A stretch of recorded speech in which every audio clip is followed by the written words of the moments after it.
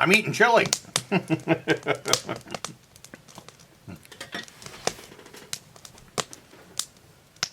I got some people that want to go ice fishing this winter. My son-in-law's father, he got a hold of me, and he would like to go ice fishing, so I plan on taking him out in February. His name is Tim, so that'll be fun.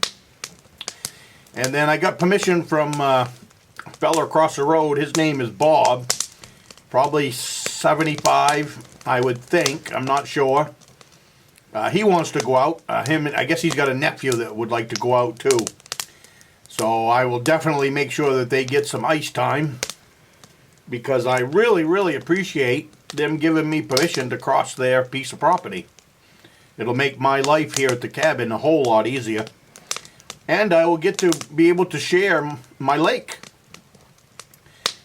So the fish houses, I do have, these fish houses are two-man fish houses, but so we'll have to take turns if 3 of us end up out there.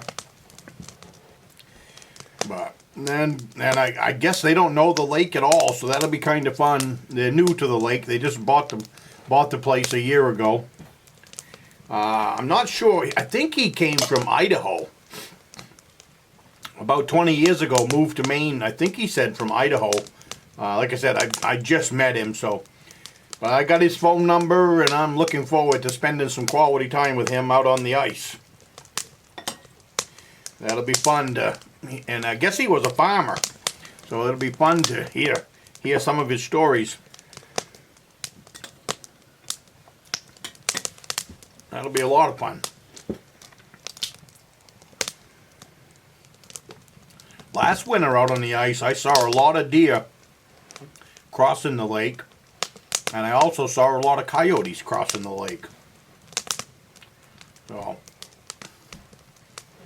I've been debating on whether to bring a rifle with me. Not for the deer, but for the coyote.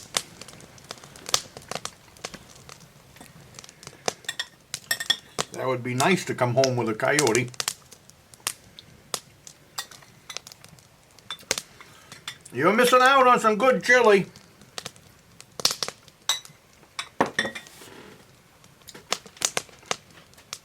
Nothing I like here at the cabin than to have a meal all cooked up waiting in one of them cast iron kettles that I have.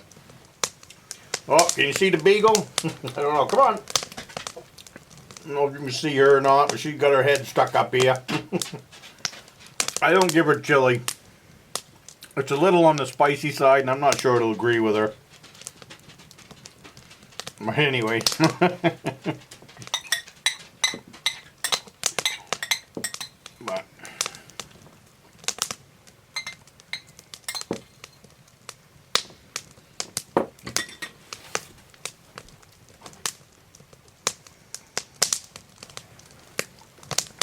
it's been a very busy time for me the last month or so. So much to get done before winter, and I still don't have it all done. I should have been building this fish house a long time ago. But everyday life comes up, and sometimes you just can't do what you want to do on a regular basis.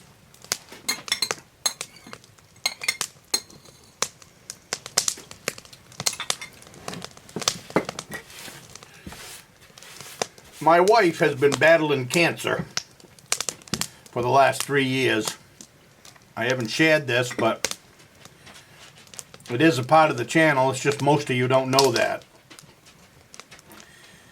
When I started this channel, I started it for my grandsons to share my experience with them. But it was also something to keep my mind busy, because it was killing me that my wife was dealing with a bad batch of cancer.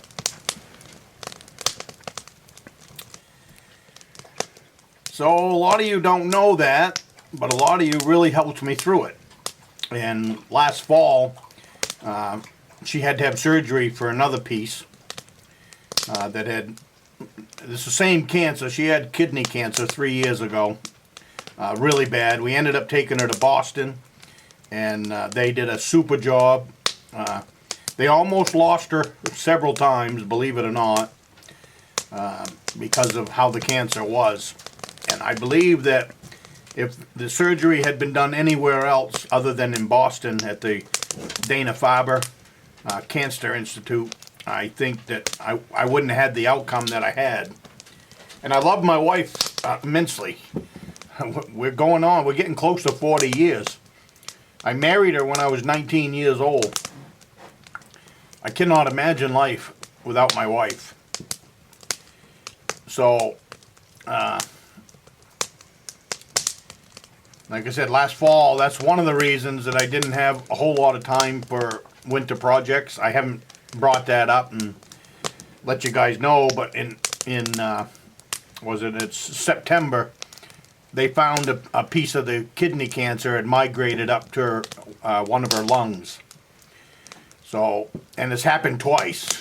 That's the second time they've had to go in and remove a piece of her lung to get the cancer out of it that had migrated from the kidney cancer of 3 years ago. And they said it was possible that would be the case because the type of cancer that she had really likes heart muscle and lung tissue. So last September, they found another piece that they'd been watching for. She gets a CAT scan every 3 months. Back then, it was every 6 months because after a year, you'll get out to a 6-month schedule. But we've been since the cancer came back. We've been every 3 months. We make a trip to Boston, and she gets a CAT scan down there. So anyway, make a long story short, last September they found another piece, and so in October, 1st of October, she was operated on, and this time it's been a lot for her to come back from. It's just with every surgery it seems to wear more on her body. She's doing good. She's doing really good. We had a CAT scan about 3 weeks ago. It was just before Christmas. The week before Christmas. And it came back, I guess it wasn't the week before Christmas.